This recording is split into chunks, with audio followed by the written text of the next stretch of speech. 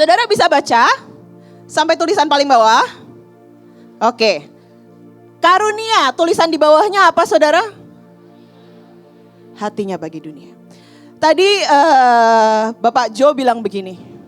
Dasar dari karunia adalah engkau memiliki kasih. Betul banget saudara. Waktu saya tanya Tuhan, karunia ini sebenarnya apa dan kenapa Tuhan sangat rindu memberikan kita karunia? Saudara percaya Tuhan sangat rindu memberikan kita karunia? Saudara percaya?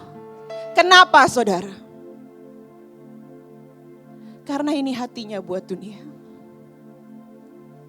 Waktu engkau dan saya punya karunia, karunia yang kau punya buat siapa saudara? Buat siapa? Buat Tuhan, buat orang lain saudara. Tuhan gak pernah kasih karunia buat cuma diri kita sendiri, betul? Tadi Bapak Jo sudah bilang ya. Tuhan kasih kita karunia buat melayani. Kalau saudara dikasih karunia mengajar, maka saudara mengajar orang lain. Kan gak mungkin saudara ajar diri sendiri ya saudara. Kalau saudara punya karunia penglihatan, buat apa? Buat ngelihat-ngelihat sendiri kan enggak saudara. Buat nolong orang lain yang belum bisa lihat. Buat peperangan rohani, buat saudara yang sudah ngerti peperangan rohani. Saudara punya karunia hikmat buat saudara sendiri? Enggak, buat tolong orang. Inti dari karunia adalah engkau akan jadi saluran hati Tuhan buat seluruh dunia. Ini hatinya. Dulu saya lagi zaman-zaman sekitar beberapa tahun yang lalu, saya lihat-lihat banyak orang tuh dapat karunia-karunianya kreatif gitu, berbeda. Menurunkan serbuk emas. Saudara pernah tahu ya, pernah dengar.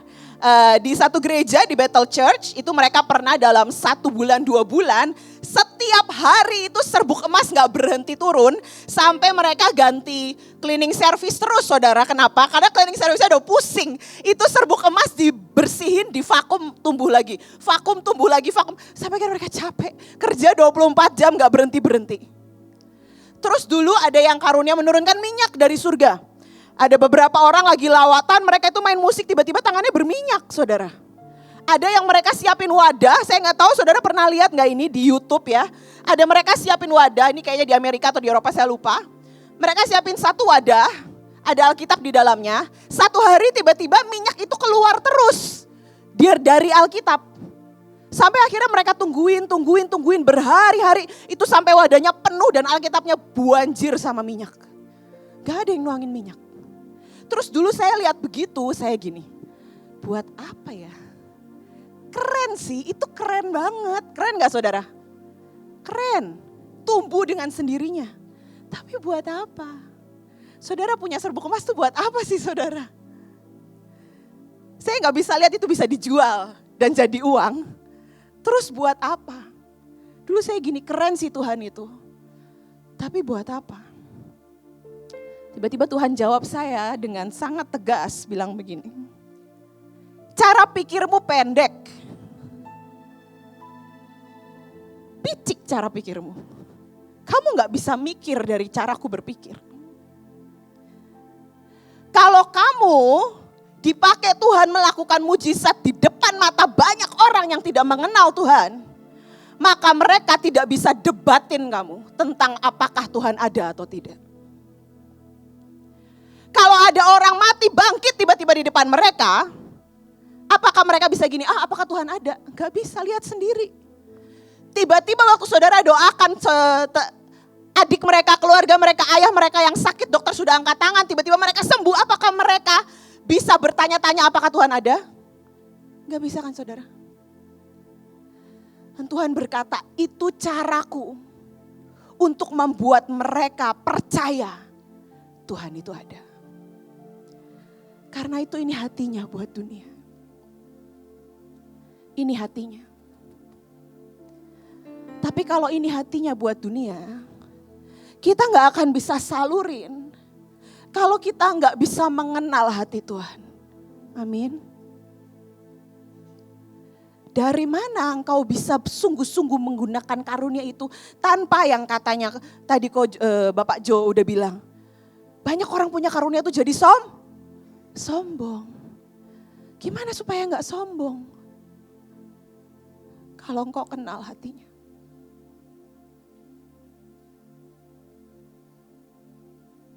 Dan itu sebuah perjalanan. Saudara kalau mengenal seseorang bisa gak dalam 1 hari saudara? Seminggu bisa? Gak bisa. Sebulan? Gak bisa.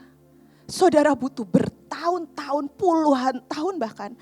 Bahkan orang-orang yang sudah menikah katanya walaupun sudah menikah 20 tahun tetap aja menemukan yang baru dari pasangannya, betul ya?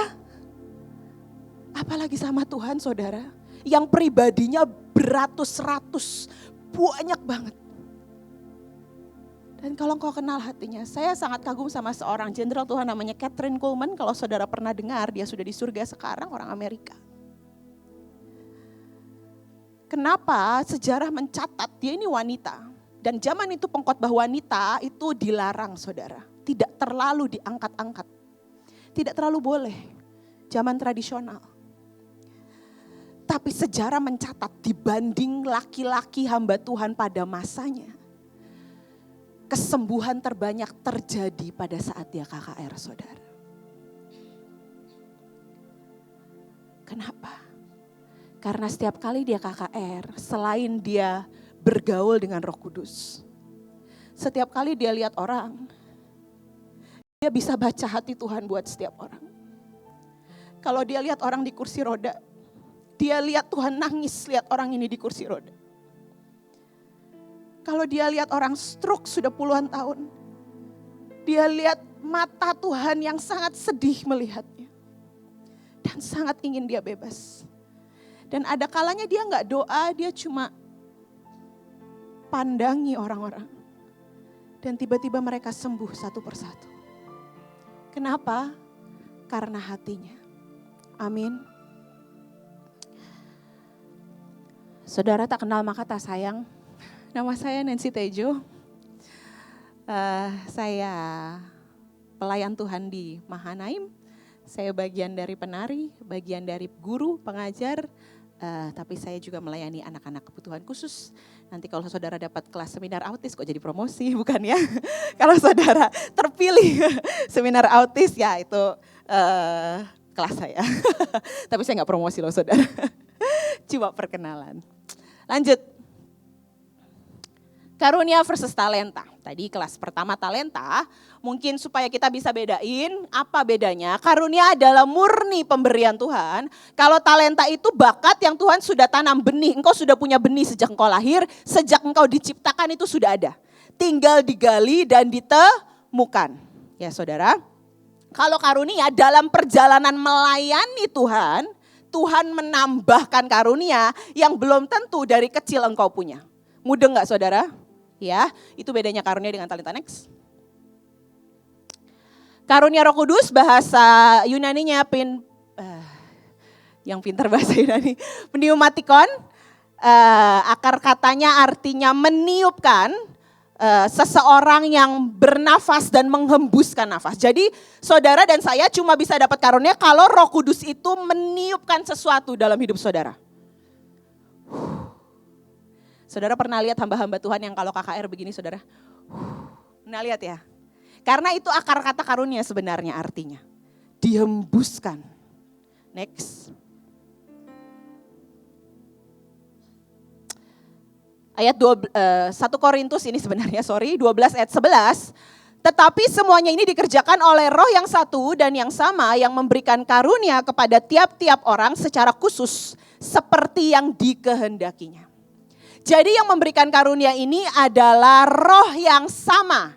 Yang dapat penglihatan, yang dapat karunia hikmat, yang dapat karunia melayani, yang dapat karunia berkhotbah, mereka mendapatkan dari Roh yang sama. Jadi sumbernya satu yang sama, namanya Roh Kudus. Nah, permasalahannya saudara, saudara tahu dari mana Alkitab berkata di akhir zaman akan banyak nabi-nabi palsu, betul? Oke, saudara dan saya tahu dari mana kalau ini dari Tuhan dan ini bukan.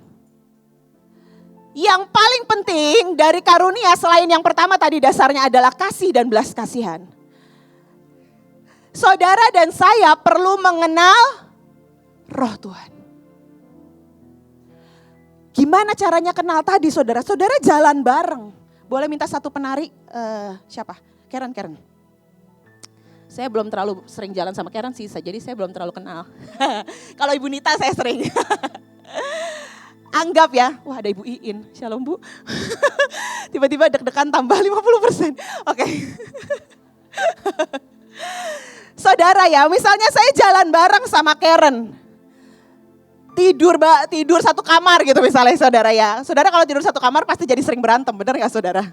Ya itu bagian dari pengenalan saudara. Kok diketawa? Itu bagian dari pengenalan. Tapi waktu jalan bareng, saya mengerti Karen ini suka atau enggak. Waktu Karen dikasih suguhkan makanan, terus Karen begini mukanya. Senyum. Gue tahu nih, ini senyumnya gak suka. Itu mengenal. Tapi saudara harus jalan bareng. Sama halnya dengan Tuhan kita. Kalau kita nggak jalan bareng sama Tuhan. Dalam segala hal dalam hidup ini. Nggak cuma dalam pelayanan. Nggak cuma dalam pekerjaan. Waktu tidur Tuhan. Aku capek banget hari ini, tolong Tuhan. Aku butuh tidur bersamamu. Jalanlah dengan aku. Tuhan, aku lagi bosan makanan itu aja. Tolong dong Tuhan kasih ide. Makan apa ya hari ini? Lo itu jalan sama Tuhan. Amin. Amin. Itu akan jadi perjalanan mengenal roh Tuhan. Terima kasih Karen. Karena sebuah perjalanan, waktu ada orang luar biasa bernubuat. Tiba-tiba saudara bisa ngerasain hatimu kok gak enak ya. Kenapa ya? Ada yang Tuhan gak suka nih. Kadang-kadang sejak saya belajar untuk mengenal Tuhan, salah satu yang saya kejar adalah karunia untuk mengerti hati Tuhan. Saya sangat belajar dari Ibu Panglima, itu yang membuat saya sangat pengen mengerti hati Tuhan. Mungkin saya baru ngerti sekian persen, tapi doa saya sampai hari ini, Tuhan jangan pernah berhenti buat aku mengerti hatimu. Kadang-kadang dalam sebuah ibadah ya saudara, saya gak sebut apapun. Ibadahnya bagus, persiapan mereka 3 bulan. Penari, pemusik keren. Tapi begitu mereka mulai angkat nyanyian, pujian. Hati saya gak tahan, kayak orang dioyak-oyak, kayak orang mau marah saudara.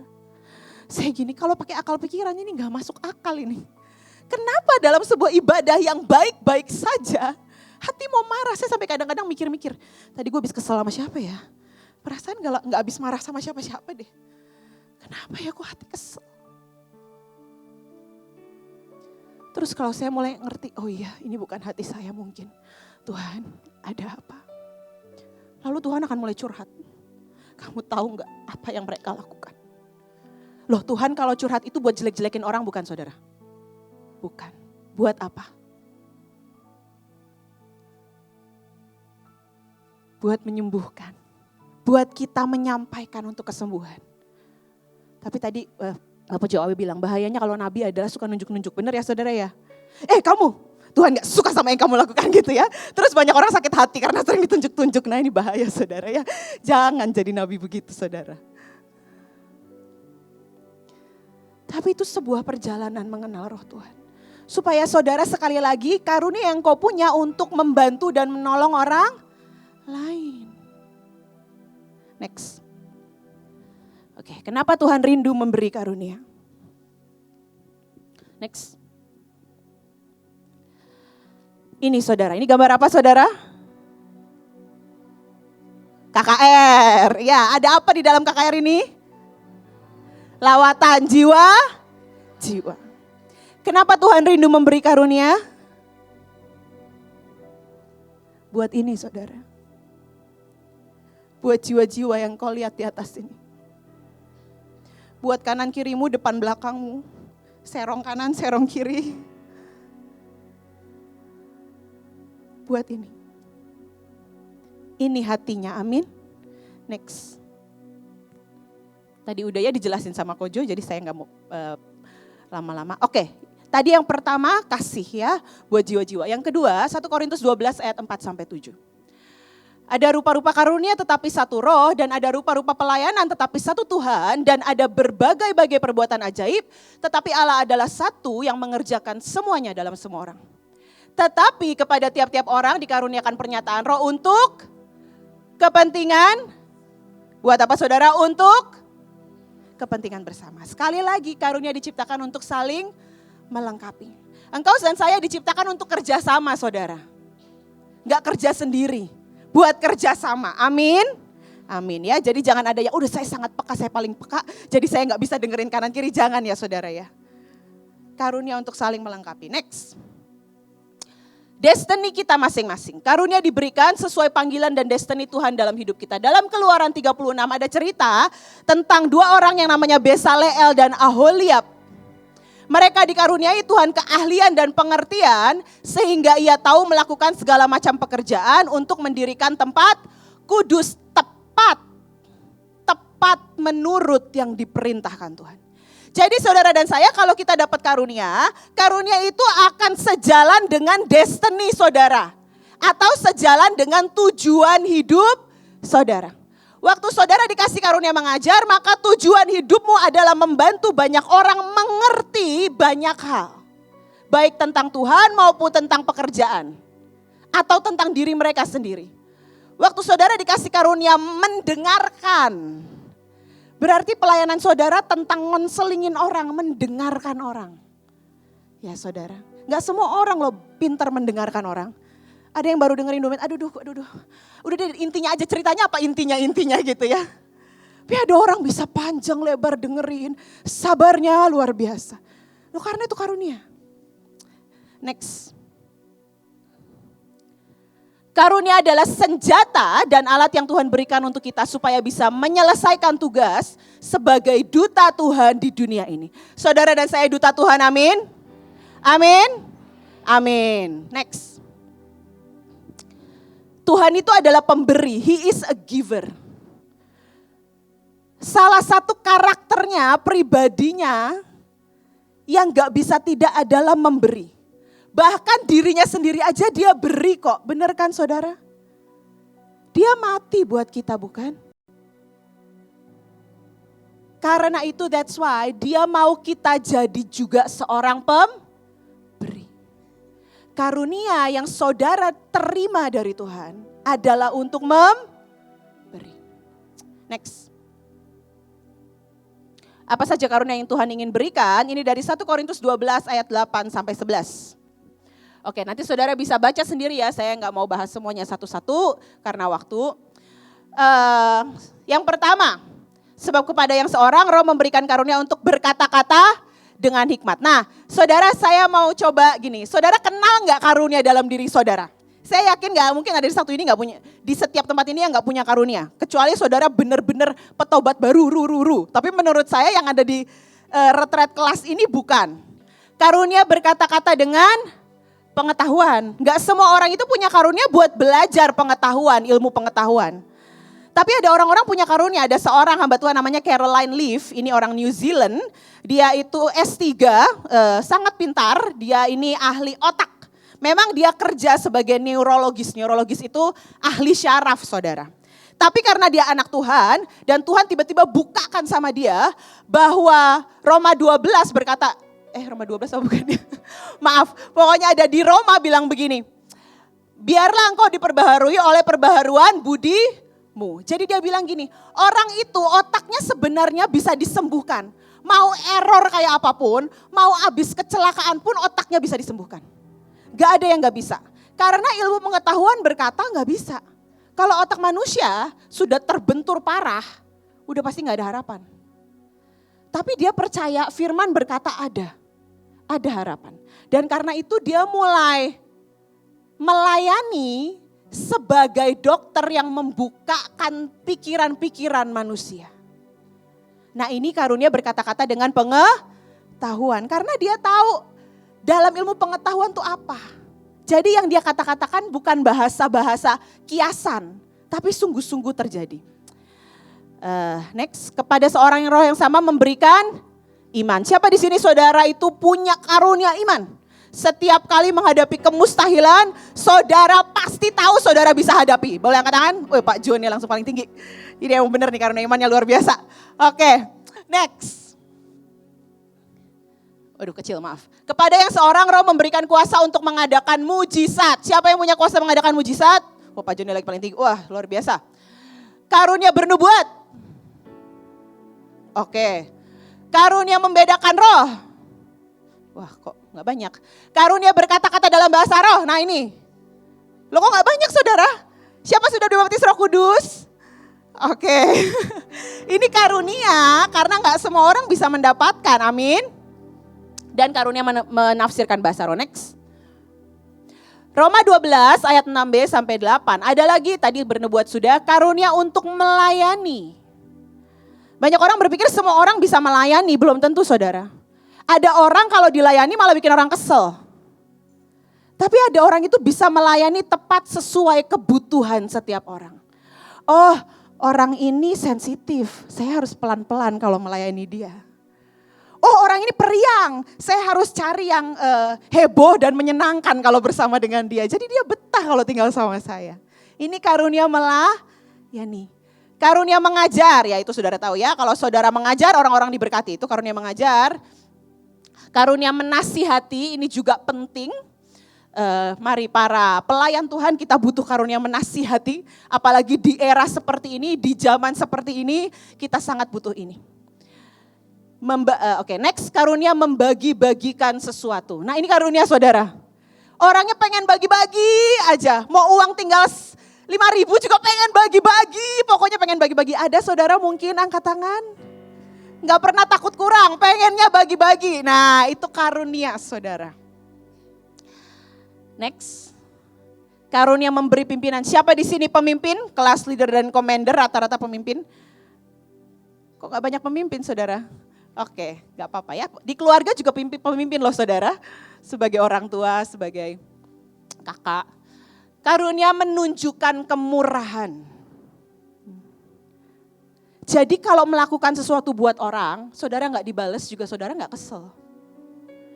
Saudara lakukan sesuatu buat orang, orangnya gak terima kasih juga gak apa-apa saudara. Malahan saudara jangan balas dan jangan bayar apapun. Kalau aku bisa kasih kemurahan, bisa kasih sesuatu tuh bahagia banget rasanya di sini. Ya ada yang ngangguk-ngangguk ya. Oke. Next karunia untuk mengetahui rahasia Tuhan. Nah ini sebuah karunia tapi gak banyak orang, gak banyak anak-anak Tuhan yang mungkin, karena ini ayatnya bukan ada di pasal karunia.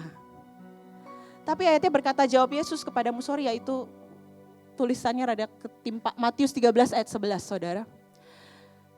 Jawab Yesus, kepadamu diberi karunia untuk mengetahui rahasia kerajaan sorga, tetapi kepada mereka tidak. Matius 13:11. Jadi ada karunia untuk saudara dan saya mengetahui rahasia kerajaan sorga. Misal di tengah pandemi yang seperti ini. Banyak orang responnya akan takut. Takut ngumpul, takut kemana-mana, takut ketular, ujungnya takut mati. Tapi ada orang-orang tertentu yang punya karunia mengetahui rahasia kerajaan sorga. Jadi mereka bisa lihat jauh lebih dari yang orang kebanyakan bisa lihat. Waktu dia lihat virus ini membuat banyak orang responnya takut, khawatir, gak berani. Dia bisa lihat hati Tuhan yang sangat sedih. Dan tiba-tiba dia ingat Tuhan Yesus pernah berkata, kalau aku datang yang kedua kali, apakah aku dapati iman di bumi? Ini belum digorok loh saudara di depan mata kita. Ketakutannya udah luar biasa. Apalagi kalau tiba-tiba ada golok di depan. Ini kira-kira nasibnya orang Kristen gimana saudara? Dan begitu orang ini tahu rahasia kerajaan sorga, dia bukannya takut, dia kesel, marah sama virus-virus ini. Ini kebangetan ini virus ini. Ini membuat banyak orang hilang iman. Ini senjata iblis yang orang-orang gak sadari. Ini adalah karunia mengetahui rahasia kerajaan sorga. Next. Ada lagi karunia mengerti maksud Tuhan. Saudara ini karunia. Berapa banyak saudara di sini gak pernah ngalamin masalah? Boleh angkat tangan. Gak ada. Saudara yang pernah mengalami lebih dari 10 masalah, boleh angkat tangan. Wah kayaknya Beban hidup kuletakkan di hadapan Tuhan ya. Tapi enggak semua orang waktu mereka menghadapi masalah, mereka punya karunia buat ngerti apa maksud Tuhan di balik masalah ini. Sebagian besar orang mereka menjadi kecewa tapi tidak saudara, amin. Sebagian besar gini, Tuhan kenapa tega sih? Aku nih kurang melayani apa, kurang rajin apa, kurang tekun apa. Tiap hari aku deklarasi, tiap hari aku doa. Kenapa masalah datang terus? Kenapa keluargaku gak bertobat-tobat Tuhan? Kenapa aku udah doa tahunan, ayahku belum sembuh-sembuh? Why Tuhan? Tapi kalau saudara dan saya sungguh-sungguh menginginkan karunia ini. Mengerti maksud Tuhan. Ketika Tuhan mungkin izinkan doamu gak dijawab. Kau bisa ngerti hatinya yang berkata, nak, aku pengen kamu jadi orang yang kuat. Dan iblis gak akan punya kesempatan membuat kamu kecewa sedikit pun dalam hidup. Harga yang kamu bayar bertahun-tahun. Mungkin kamu perlu bayar tahunan. Tapi setiap kali kamu doain orang karena kamu sudah bayar harganya, banyak orang, ratusan orang sembuh karena mereka didoakan kamu. Dan itu hatiku. Waktu engkau dibiarkan gak punya uang, dan kau sudah doa-doa Tuhan gak kasih, maksud dia apa? Mau mengajari iman kah? Mau supaya engkau sungguh-sungguh bergantung balik lagi ke Tuhan kah? Karena engkau lihat hidupmu sudah terlalu nyaman. Engkau sudah mulai jauh, engkau sudah malas pelayanan, malas baca Alkitab. Dan tiba-tiba Tuhan kasih petir sedikit. Kenapa sih hatinya ini mau apa? Supaya engkau dan saya balik. Betul saudara? Apakah saudara menginginkan karunia ini? Mengerti maksud Tuhan. Kalau saudara dan saya punya karunia mengerti maksud Tuhan, maka engkau akan gak pernah kecewa dalam hidup ini. Gak ada satupun yang bisa buat engkau kecewa sama Tuhan. Apalagi marah, apalagi kepahitan, gak ada saudara. Karena engkau selalu ngerti persis maksudnya apa. Dan dari hatimu yang terdalam kau bisa berkata terima kasih Tuhan. Gak cuma di mulut, gak cuma karena firman berkata aku harus bersyukur. Tapi karena engkau ngerti betul kenapa Tuhan lakukan itu. Waktu adik saya dipanggil pulang terbakar dari ujung kepala sampai ujung kaki hampir 10 tahun yang lalu. Hari itu subuh saya cuma tanya gini sama Tuhan. Tuhan, aku tahu engkau baik. Tapi aku cuma kalau boleh aja Tuhan, kalau boleh saja. Gak maksa, seandainya gak boleh ya gak apa-apa. Tapi kalau boleh aja. Tolong jelaskan ke aku, ada apa? Tuhan sedang buat apa? Tuhan mau lakukan apa? Supaya aku mengerti. Dan Tuhan langsung jelasin enggak saudara. Tuhan jelasin seceplok. Sampai sekian tahun kemudian saya bermimpi tentang adik saya. Kalau dia masih hidup di dunia, intinya mimpinya adalah kalau dia masih hidup di dunia maka bisa-bisa dia kehilangan panggilan dan destininya. Dan itu bertahun-tahun sekian baru Tuhan jawab. Tapi itu membuat hari ini, hati ini bersyukur saudara. Lord, terima kasih. Justru engkau selamatkan dia dengan cara membiarkan dia mengalami itu. Ini kebaikan dan bukan ketegaan Tuhan. Amin. Next. Nah ini karunia yang gak banyak orang suka saudara. Tapi ini karunia. Karunia untuk apa saudara? Gak ada yang mau ngomong. Karunia untuk apa saudara? Ini karunia loh saudara. Ada orang-orang di Cina sana sudah disiksa luar biasa, daya tahannya luar biasa, tidak menyangkal Yesus. Kenapa? Karunianya. Kalau di Alkitab ada namanya Stefanus sudah dilemparin batu, gak marah. Doanya cuma Tuhan, mereka tidak tahu apa yang mereka perbuat. Nah loh saudara, kok bisa ya ada orang kayak begini? Punya karunia. Rasul-rasul di zaman awal mereka punya karunia ini. Siapa yang mau Wih, luar biasa. Mantap, Pak.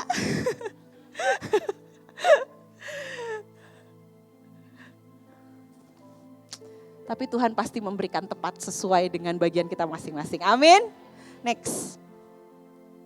Karunia perlu dikobarkan saudara. 2 Timotius 1 ayat 6 ya. Saya percepat sudah karena waktu. Karena itulah aku peringatkan engkau untuk mengobarkan karunia Allah. Jadi saudara, kalau saudara dapat karunia, anggap yang tadi Pak Jo bilang penglihatan. Tapi saudara jarang pakai karunianya, lama-lama karunianya tumpul. Jadi saudara gini, ayo kita berdoa. Tuhan bilang apa? Aduh, apa ya kok gak lihat-lihat? Kayaknya dulu gampang lihatnya, kok sekarang gak lihat-lihat? Ya karena gak dipakai saudara. Sama halnya ada orang punya karunia berdoa. Kalau punya karunia berdoa tuh biasanya kalau dikasih mic, tiba-tiba berdoa setengah jam gak berhenti-berhenti saudara ya minimal. Ini karunia berdoa, ada aja muncul kata-kata. Kalau gak punya karunia berdoa baru 1 menit, aduh apalagi ya, mau doa apa lagi ya. Kayak semua udah didoain gitu ya saudara. Tapi kalau jarang dipakai, ya lama-lama bingung juga mau doa apa. Karunia mengajar, tapi jarang mengajar, ya lama-lama juga bingung mau ngajar apa. Mudeng ya saudara? Next. Bagaimana caranya dapat karunia? Ini dari Kisah Rasul 2 ayat 38, next. Oh sorry, yang pertama saudara perlu menginginkan. Usahakanlah dirimu untuk memperoleh karunia. Jadi saudara, Roh Kudus salah satu sifatnya adalah, Roh Kudus adalah roh yang memberikan engkau dan saya karunia. Kalau dia tidak melihat orang menginginkan, maka dia gak akan turun dengan dahsyat. Tuhan Roh Kudus ini tipenya kira-kira kayak orang melankolis. Saudara tahu orang melankolis ya? Kejarlah daku, kau kutangkap. Kejar, jual mahal gitu ya. Nah kira-kira begitulah. Awal-awal jual mahal, doa, kok Tuhan gak jawab, doa Tuhan gak jawab. Lama-lama dia gini, wah ini beneran pengen nih. Karena beneran pengen, jeblus tiba-tiba saudara dikasih tontonan berkat dan curahan karunia. Karena ini sifatnya. Next, membiarkan Tuhan menguasai hidup kita. Karena karunianya dari roh Tuhan, maka kita harus biarkan dia kuasai hidup kita. Amin. Kalau enggak gimana saudara, enggak bisa. Next. Nah, ketika kita mengerjakan destiny dan panggilan kita. Jadi yang tadi di awal saya jelaskan, karunia akan sejalan dengan waktu saudara mengerjakan panggilan saudara. Salah satu panggilan saya adalah mengajar anak-anak kebutuhan khusus dan berjuang buat kesembuhan mereka. Saya ini tidak punya atas-atas saya, om, tante, kakek, nenek, papa, mama yang berada di bidang itu gak ada. Tapi ketika saya jalani sampai hari ini saudara, setiap kali ada orang tanya, baik orang tua, baik guru, baik staff, mereka punya masalah gak tahu cara ngajarin anak ini gimana. Itu gak tahu gimana saudara, saya selalu punya jawaban. Dan saudara pikir jawaban saya karena saya kuliah? Enggak saudara, bukan dari situ. Cuma 30% yang saya dapat dari kuliah saya. Sisanya itu benar-benar ide demi ide dari Tuhan. Kenapa? Karena berada di panggilan. Saya berdoa semua saudara di tempat ini, saudara sudah tahu destiny dan panggilan saudara apa. Bahasa gamblangnya, untuk apa engkau dan saya diciptakan hari ini. Waktu engkau dan saya tahu dan engkau berjalan di situ. Mungkin saudara di sini sudah ada yang mengalami betapa engkau terkaget-kaget. Karena Tuhan selalu buka jalan, betul saudara? Ada yang angkat tangan, betul. Ditambahkan terus karunia, ditambahkan terus karunia. Next. Contohnya Salomo. Kenapa? Karena panggilan dia menjadi raja, maka Tuhan bilang, aku telah mengabulkan permintaanmu, aku telah memberikanmu hati yang bijaksana dan penuh pengertian. Kenapa dia dikasih hati yang bijaksana dan penuh pengertian? Karena dia panggilannya menjadi orang paling bijaksana seluruh antero, negeri, dunia sepanjang masa. Karena itu dia diberikan. Tapi kalau saudara gini, beberapa dari saudara yang pernah gini, Tuhan aku mau seperti Salomo, punya hikmat seperti Salomo. Ada yang pernah doa begitu? Boleh angkat tangan? Saudara, jadi Salomo masalahnya banyak gak? Banyak banget apa banyak aja? Jadi kalau saudara, Tuhan berikan aku hikmat Salomo, berarti saudara siap menghadapi masalah yang banyak. Ya aku jadi sedikit, banyak. Iya lah orang Salomo, oke. Next. Oke, Musa ya, karena dia untuk membawa orang Israel keluar, jadi dia diberikan karunia untuk mengadakan mujizat demi mujizat. Next. Nah, ini ya, terakhir ya saudara. Galatia 4 ayat 3, demikian pula kita selama kita belum akil balik, kita takluk juga kepada roh-roh dunia. Saudara, karunia yang Tuhan beri itu free, betul. Dan itu sesuai dengan destiny yang Tuhan kasih dalam hidup. Tapi karunia ada harganya. Tadi Pak Jo bilang lebih bagus menghasilkan buah roh. Karena buah roh lebih penting. Saudara setuju? Setuju? Setuju. Tapi alangkah baiknya buah roh dan karunia berjalan bersama-sama.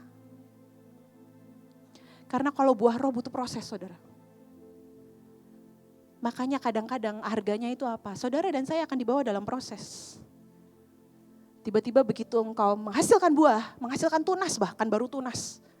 Tuhan sudah hujani dengan karunia. Apalagi saudara dan saya hidup di akhir dari akhir zaman. Dia butuh banyak orang menggunakan karunia demi karunia yang dia sediakan buat setiap kita. Amin. Saudara, orang ini namanya A.A. Allen, ada yang pernah dengar, boleh angkat tangan?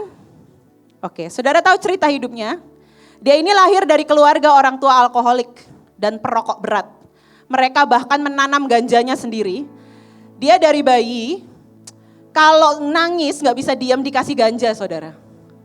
Bayi dikasih ganja supaya diam. Sampai dia besar dia jadi alkoholik parah. Karena setiap hari orang tuanya minum alkohol. Dan kalau saudara tahu sampai akhirnya dia ketemu Tuhan, dia jadi luar biasa seperti ini, dia ngotot Tuhan bisa menyembuhkan.